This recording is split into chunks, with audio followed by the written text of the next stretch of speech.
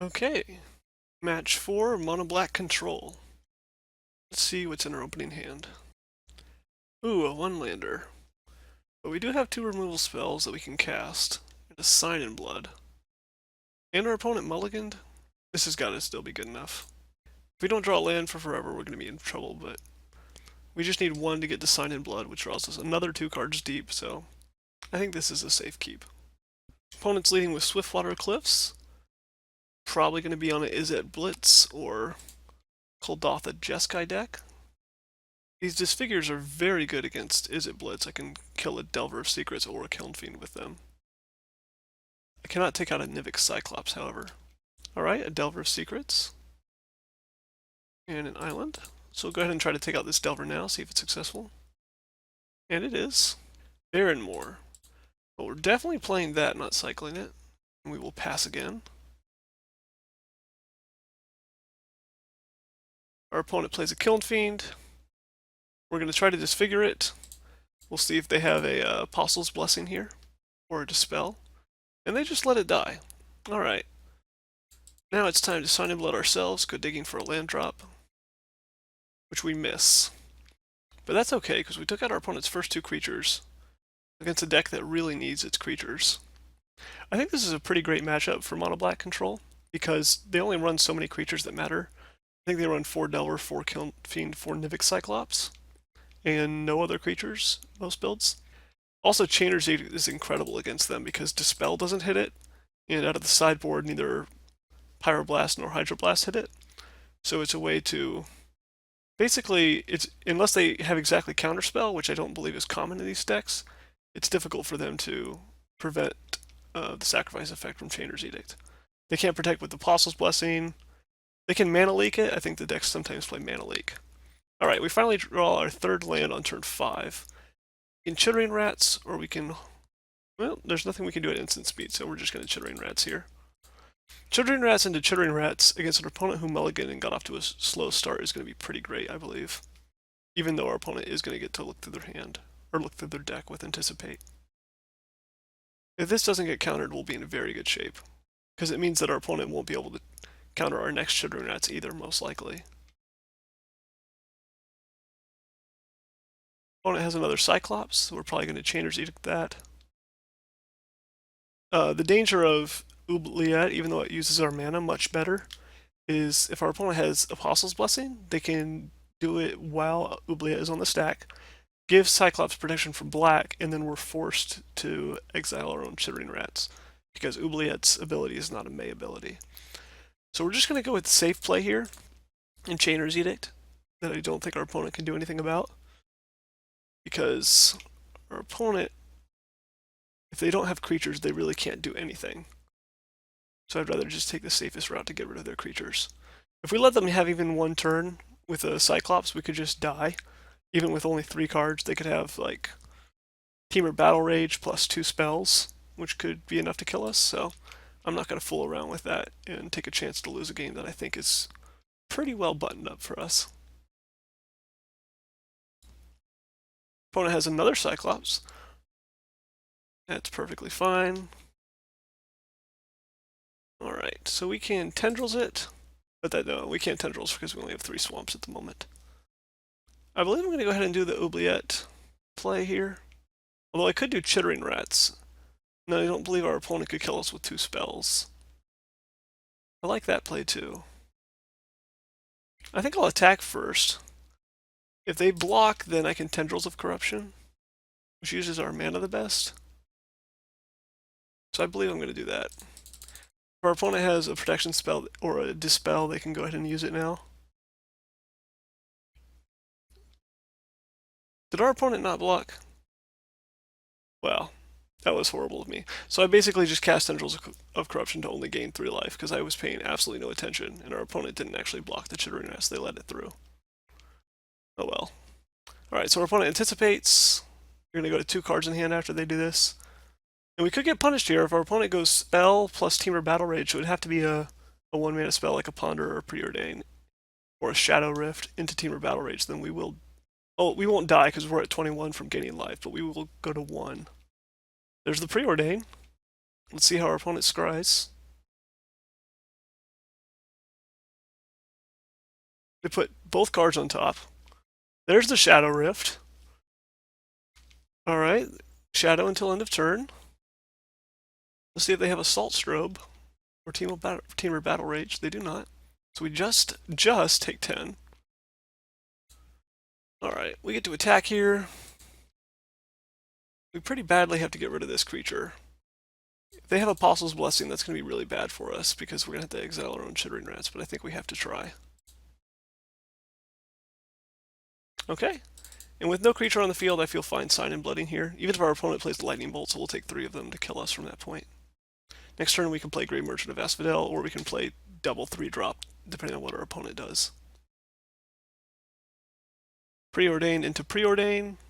First one went bottom top, the second one went bottom bottom, so they're still digging for creatures apparently. Alright. Here, we're in control of this game again, as long as we don't do anything dumb like Tendrils of Corruption. I'm going to play Untapped Land here because of Mana Leak. I'm not positive that our opponent plays it, but just in case. Alright. Chittering Rats, that resolves. The next Chittering Rats also resolves.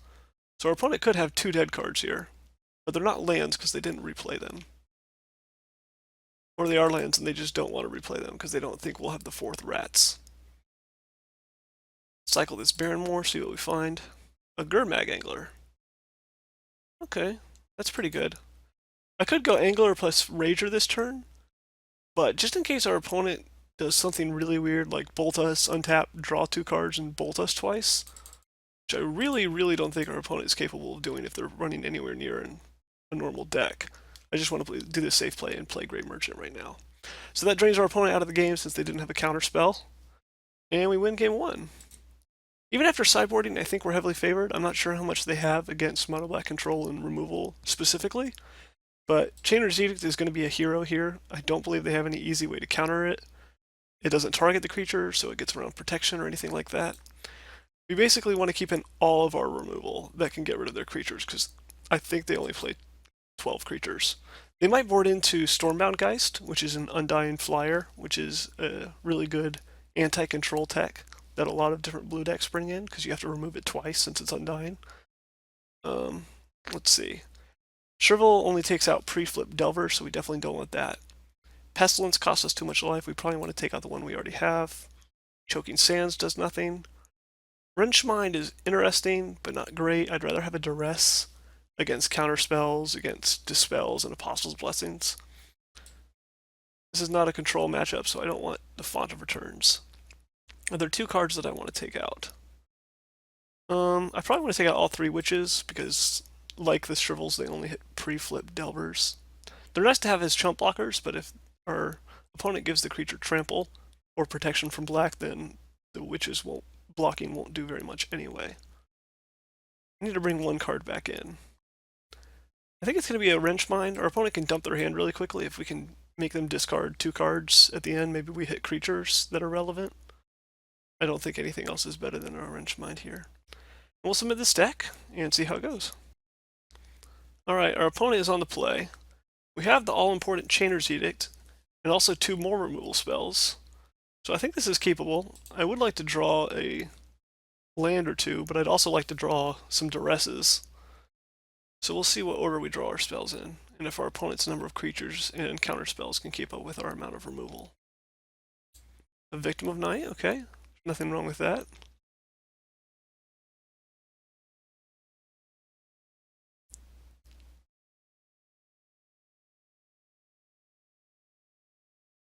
Take our 3 from this Delver. Go down to 17. And our opponent has a Preordain. That's probably better than another Delver for us right now. Our opponent goes top, which you never want to see your opponent do. Ooh, Duress is very good. However, I still think our opponent can't do anything about this Chainer's Edict, so I'm going to go ahead and lead with that, and hopefully Duress into a 2-drop, specifically Victim of Night next turn. So our opponent will probably play a creature here, and then we go Duress to find any Dispel, and then Victim of Night to get rid of the creature. Our opponent casts Op, scries to the bottom, draws, and passes. Wrenchmind. That's interesting. So I can play Duress or Wrenchmind here, but not both. I think our opponent is forced to counter Wrench Mine because it's so good. Unless they're just flooded with lands and they can discard those. I think I'll start with Wrench Mine because it uses my mana much better. I still want to do the Duress into Victim of Night play when I finally draw a third land. Alright, our opponent does have mana leaks. At least they do after sideboarding. They might have them main deck as well. So we at least get rid of one counterspell with the Wrench Mine. Our opponent opts, putting a card on top. Possibly they're looking for a red source, possibly they're looking for creatures. More likely they're looking for both. Alright, perfect. So I can Chittering Rats here into a counterspell. I'd rather Duress and then plan on Victim of Nighting on their turn if they manage to get a creature down.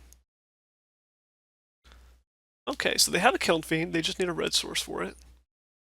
Anticipate Apostle's Blessing, 2-teamer Battle Rage. So the way we're getting rid of this Kiln Fiend is by the Apostle's Blessing being used up and them not having anything else, or by us getting rid of the Apostle's Blessing right now. I'm tempted to take our opponent's Anticipate, because it's good for helping them find a red source or whatever else they need. But I think I just want to take the Business Spell and the Apostle's Blessing so that all of our removal is turned on.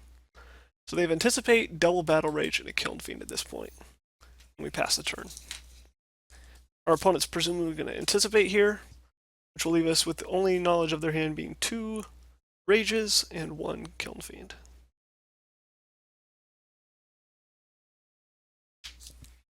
Our opponent opts. Scries to the bottom and passes. If our opponent hasn't drawn a counterspell here, these rats are going to start doing some serious work at keeping our opponent out of the game. Excellent. Like I mentioned in the beginning in the deck tech, one Chittering Rats is one thing, but when you can lead Chittering Rats into Chittering Rats, it just becomes that much more devastating. We're not going to Duress here, unless our opponent has a 3-mana counter but not a 2-mana counter. We don't care, because they would have countered the previous rats if they could. Here's another rats, and our opponent concedes. So we had a quick clock on them. They couldn't find lands. They also probably only had that Kiln Fiend still in hand. They didn't know it, but we could have gone Duress into Victim of Night, or Duress into Disfigure, or possibly Duress into Oubliette if we had drawn a Swamp the next turn. So we had a ton of removal, the Duress to protect that removal, and we had a quick clock with 4 damage a turn on the board with Chittering Rats. Izzet Blitz is an extremely powerful deck, and they absolutely can win even against mono black control, but I think this is probably among their worst matchup, just because we run so much removal and some incidental life gain, and we have access to Duresses in the sideboard. So it's very hard for them to protect their very few amount of creatures, even though they have cheap, efficient answers and ways to protect those creatures, because our removal just outnumbers that protection most of the time. And that's how it played out these games. So we're at 4-0 in the league. I'm feeling great, and we are on to match 5.